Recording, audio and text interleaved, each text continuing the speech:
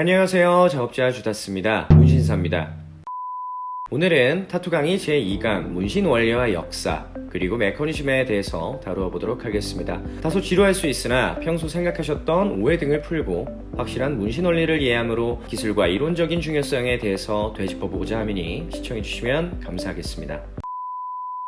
문신행위는 살업과 기록에 기원전 5000년 전부터 행해져 왔으며 피부나 피하 조직에 상처를 내고 색깔이 있는 잉크를 진피 속에 집어넣는 것으로 글자나 무늬 또는 그림을 새겨넣는 것을 말합니다. 동양에서의 문신은 먹을 사용한다고 해서 인묵이라고 불렸고 글자나 문양을 새겨넣는다고 해서 자문이라고 하였지요. 문신은 신분과 직위를 나타내기도 하였고 주술적인 의미로 흔히 행해졌으면서 또 현대에 와서는 미술의 한 갈래로서 예술성으로 인정을 받아 세계적으로 사랑받는 서브컬처 장르입니다. 조금 더 디테일하게 말씀드리면 BM 장르, 즉 Body Modification이라고 해서 신체 변형 장르군에도 속하며 이 장르에는 스컬리피케이션, 성형수술, 피어싱, 신체 개조 등이 있습니다. 문신은 중독성이 굉장히 강한데 의학적으로 BM 장르의 특징은 자해성으로 사람은 상처가 날 때 엔돌핀과 아드레날린이 분비되어 그 감각을 다시금 느끼고자 중독이 된다고 하며 미학적으로는 게슈탈트 이론을 예로 들 수 있겠습니다. 인간이 이해하고 경험하는 요소는 낱개나 부분으로는 나눌 수 없는 일종의 전체적인 구조라고 보는 이론이며 우리 몸에 문신이 없을 때는 피부로 인식을 하다가 우리 몸에 문신, 즉 이미지가 들어가는 순간 남은 공간을 피부가 아닌 여백으로 인식해서 남은 공간을 메꾸기 위해 계속해서 문신 행위에 중독된다는 것입니다.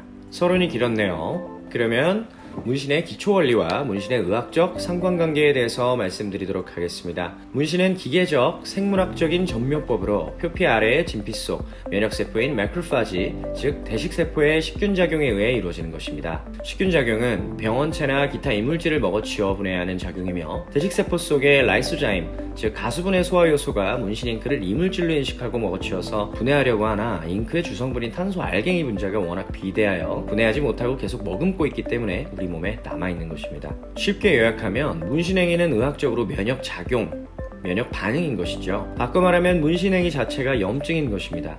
염증이란 면역세포가 일으키는 모든 면역 반응을 지칭합니다. 면역세포는 PRR이라고 하여서 Pattern Recognition Receptor라고 하는 즉 패턴 분별 수용체를 지니고 있는데 이 수용체가 PEMP, DEMP를 판단하여서 각 면역세포를 해당 항원 지점으로 보내게 됩니다. 이 안에 대식세포 또한 포함되어 있는 것입니다.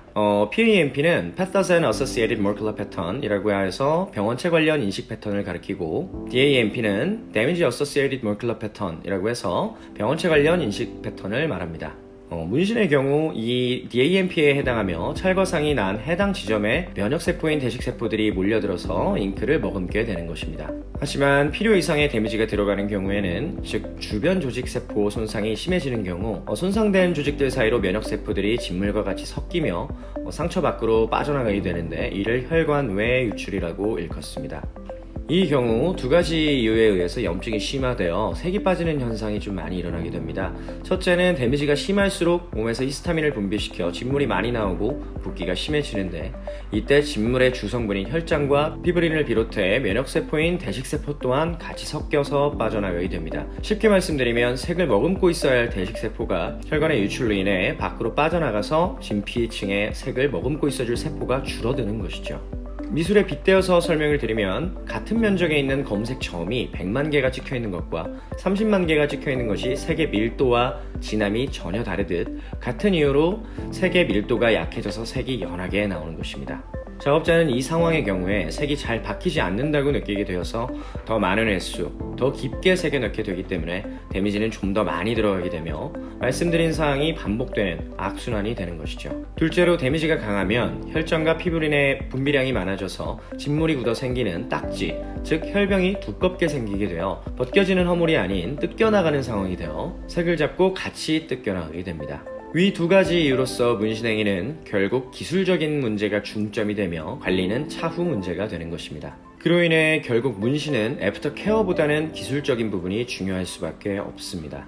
문신의 역사 가운데 이러한 완전한 컨디션의 원리가 밝혀진 것은 불과 2년도 채 되지가 않았습니다.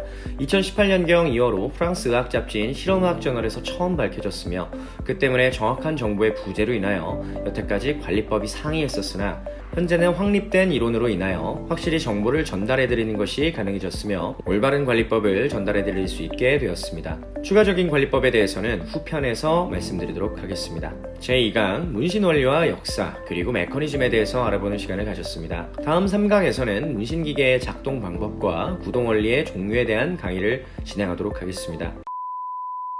현재 샵 확장 이전 준비와 작업으로 인해서 바쁜 나날을 보내고 있습니다. 영상에 집중할 수 없어서 유감스럽네요. 샵은 아카데미를 개말 예정이며 샵 이전 준비는 10월 이후 종료될 예정인지라 10월 이후부터는 정식으로 준비하여 늦어지는 딜레이 없이 양질의 영상과 컨텐츠를 제작하여 주기적으로 업로드를 진행하도록 하겠습니다. 시청해주셔서 감사드립니다. 저는 작업자 주다스였습니다.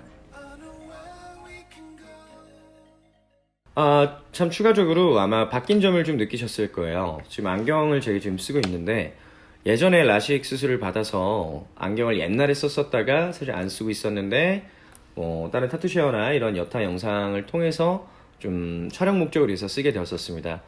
근데 안경을 제가 좀 분실해서 잃어버리는 바람에 한동안 좀 쓰지 못하고 있었는데 여러분들 중 이제 안경을 다시 썼으면 좋겠다는 요청이 좀 많아서 다시 좀 안경을 쓰고 진행을 하도록 하겠습니다.